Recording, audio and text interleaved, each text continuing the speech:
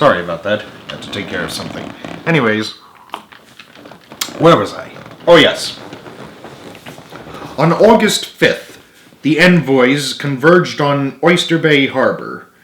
Roosevelt traveled out on a launch from Sif as the Japanese envoys arrived on USS Tacoma and the Russians on USS Chattanooga. TR brought the delegations together for their first meeting on the presidential yacht Mayflower as a 21-gun salute sounded while Edith and the children watched from Cooper's Bluff. After TR left to another 21-gun salute, the envoy steamed for Portsmouth. When 10 days of negotiations failed to break the deadlock, Kaneko returned to Sagamore Hill. The president told him Japan's insistence on indemnity was hurting Japan's case in public opinion.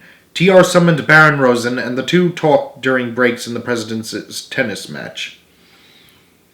The next day, Roosevelt's suggestion that Japan allow Russia to buy back half of Sakhalin Island was rejected. Kaneko came back to Oyster Bay and was again urged to give up the indemnity.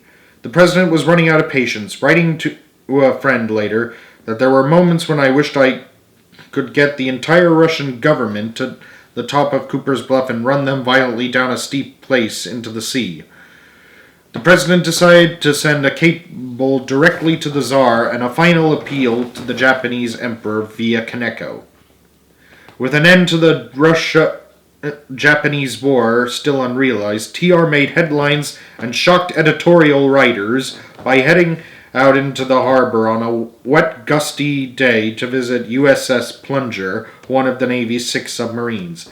The vessel's commander, Lieutenant Charles F. Nelson, assumed the president would examine his vessel from the surface, but should have known better. The commander-in-chief had ordered the craft to come from Newport, Rhode Island, because he wanted to see its capabilities, so he squeezed through the 18-inch hatch and down the ladder. The captain took the vessel out into the Sound and offered a tour. The submarine submerged to the bottom and then rose a minute later before submerging at a 45-degree angle and then rising at the same pitch.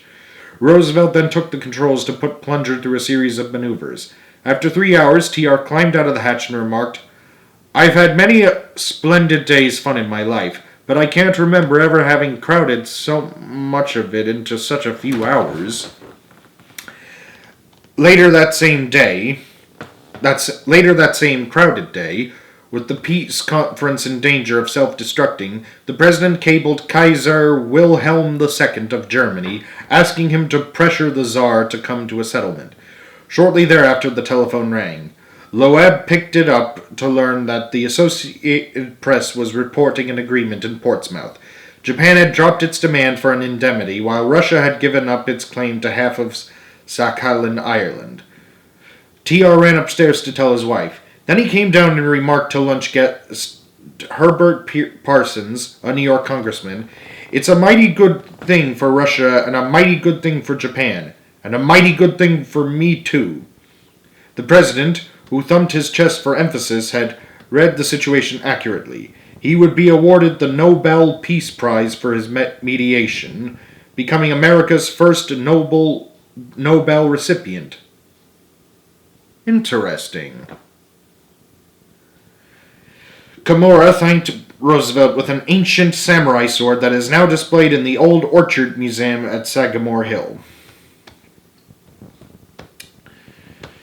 Roosevelt's presence in Oyster Bay attracted many journalists. There were so many newsmen in the press corps that the president quickly established an assistant to manage the scrum. He prohibited them from showing up uninvited. On routine days, TR would allow 2 or 3 to come, leaving it up to the writers to decide who it would be. Only on days with major news announcements would he invite the whole gaggle up to the house. The newsmen were interested in all of the Roosevelts. Reporters looking for stories often tried to get something provocative out of the children, who were wise beyond their years. "I see him occasionally, but I know nothing of his family life," Quentin told one journalist asking about his father. Political cartoonists, for whom TR's appearance, personality, and politics had already been a godsend, received a bonus when the president traveled to sleepy Oyster Bay to supposedly relax at Sagamore Hill. The Chicago Tribune published a cartoon headlined, "The President is Resting at His Home in Oyster Bay." It consists of 6 illustrations captured, and he first chops down a few trees, then he has a little canter cross-country, after which he takes a brisk stroll for 20 miles. He then gives the children a wheelbarrow ride and rests a moment or two, by which time he is ready for breakfast. Much of the coverage, particularly in magazine profiles, was glowing. A good example is a 1905 story in the Country Calendar that describes Sagamore Hill and its country gentleman owner.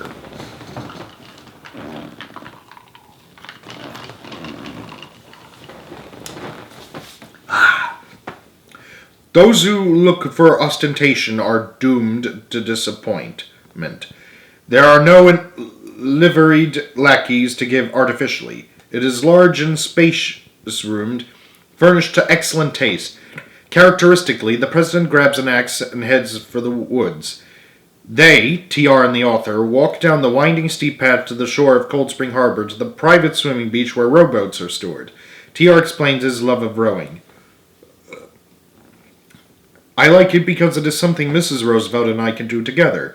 We take our lunch in 2 or 3 boats. I row down to Lloyd's Neck where there is a portage, and we spend the day in Lloyd's Harbor. In all, it gives me a 15-mile row and some good exercise." On the way back to the house, the president vaults the fence in order to see how the haying is progressing. In Mrs. Roosevelt's flower garden, the gentle side of the man blossoms out, and as he stops to pet his dogs, there is a passing glimpse of his love for animals. It is only rest, and momentary at that, before he hastens away to play tennis with his sons. Broadway magazine was similarly worshipful and even more over-the-top in a 1907 cover story on T.R. returning to Oyster Bay for his annual summer vacation, illustrated with a painting of T.R. holding a hay rake.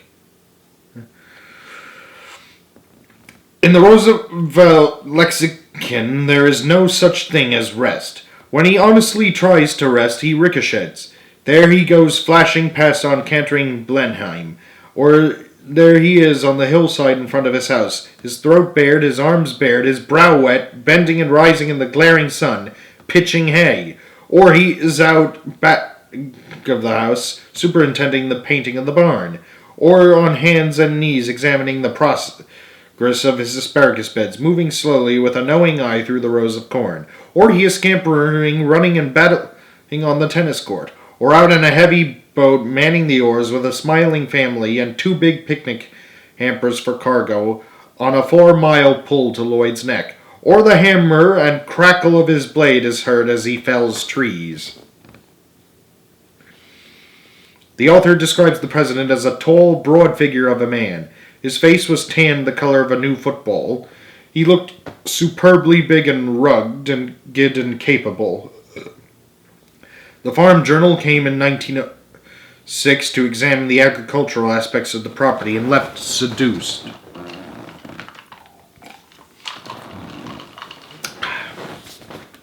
Turning into the president's private driveway, which opens onto the public road, I looked up and saw an unpretentious white board nailed to a tree at the entrance with the wording Sagamore Hill in modest small black letters. There was no gate, no guardian fences, no fuss, no citified style, just a plain farm driveway winding up a wooded slope. Presently the house came into view. A rambling, comfortable-looking old-fashioned structure with gables, porches, and chimneys galore.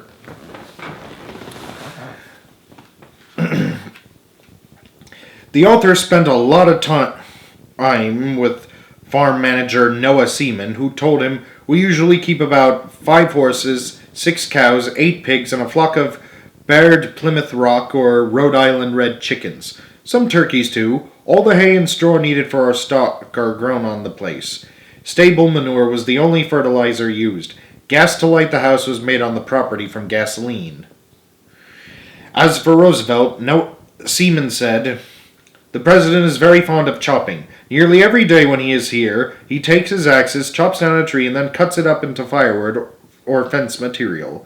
As another example of T.R. liking to get his hands dirty, Seaman recalled that the previous July he asked the and if he could help getting in the hay.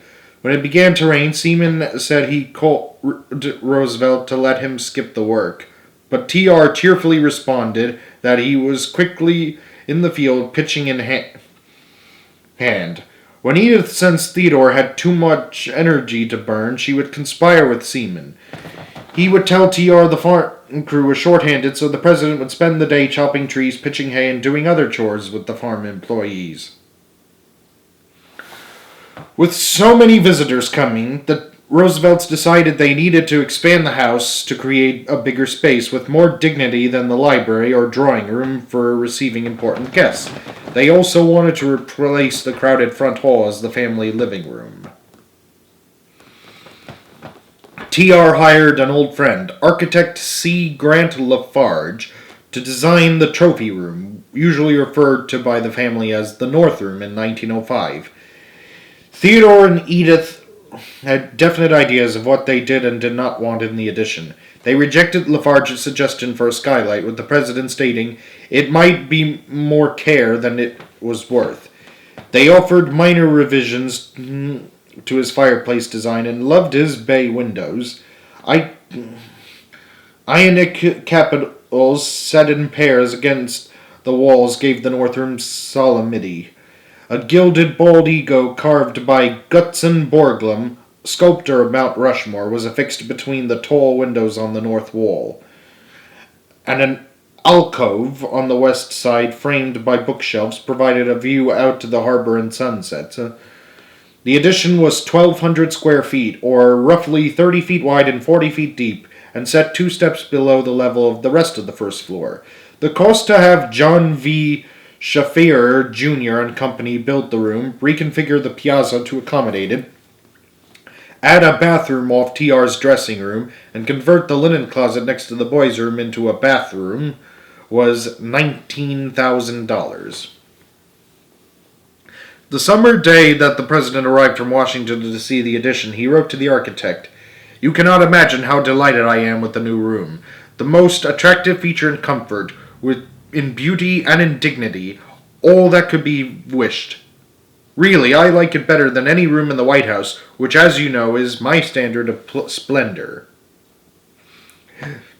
TR added in a letter to Alice on July 21st, Grant Lafarge has done more than I had any idea he could do. It gives distinction to the house. The children have had great dances there for their friends. Roosevelt